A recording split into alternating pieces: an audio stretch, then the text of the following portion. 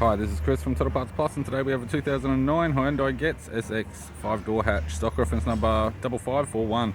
This shape runs from the 10th month 2005 through to the 9th month 2011. It has a G4ED 1.6 litre 4-cylinder petrol engine backed by 5-speed manual front-wheel drive transmission. G4ED 1.6 litre 4-cylinder petrol engine. We have the right-hand headlight, radiator grille, tidy front bumper cover, left-hand headlight, left guard appears to have no damage. Bonnet has one small dent. Left power door mirror, left front door has 3 small dents, left rear door has 2 small dents, left tail light, tailgate appears to have no damage,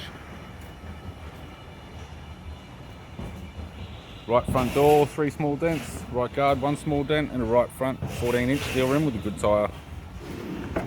With the driver's side door trim, power window master switch. This vehicle is fitted with black cloth interior. All the interior is pretty faded.